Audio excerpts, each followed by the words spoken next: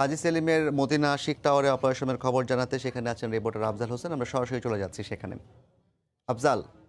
Medina টাওয়ারেই মূলত ইরফান সেলিমের একটি অফিস রয়েছে এই বিল্ডিং এর ১৬ তলায়।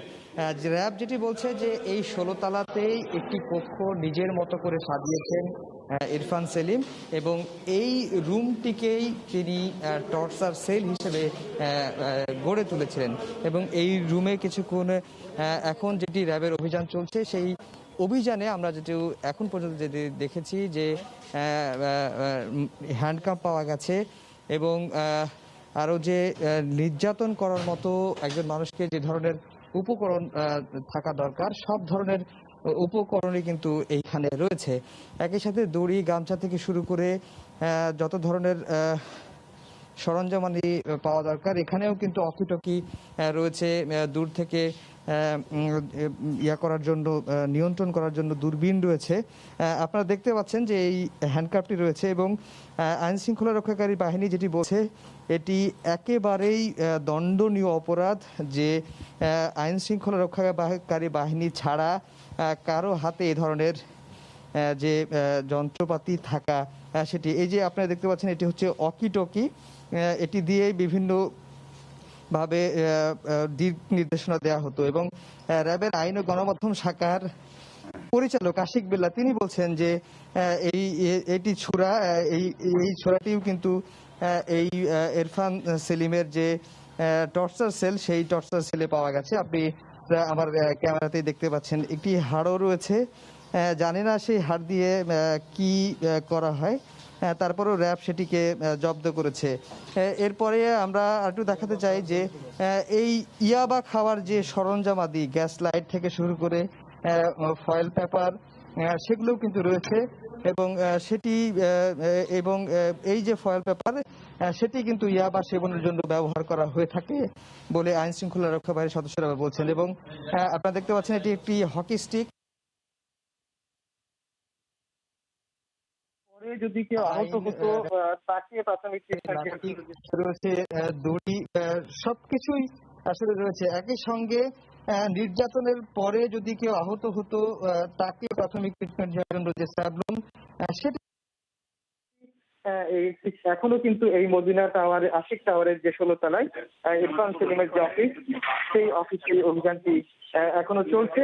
আরো অন্য কক্ষগুলোতেও তারা এই অভিযানটি চালাচ্ছে। আমরা আরো কিছু জিনিস দেখাতে চাই আপনাদেরকে। এখানে এই রুমটি মূলত এই অফিসের কর্মকর্তারা জানিয়েছেন যে এই রুম জিনিস দেখাতে চাই আপনাদেরকে।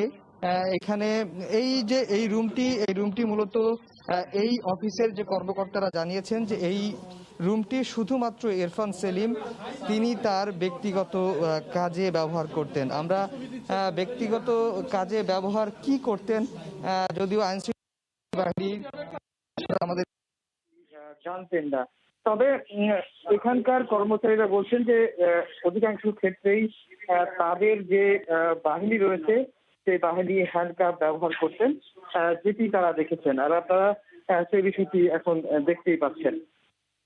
র্যাবের অভিযান চলমান রয়েছে।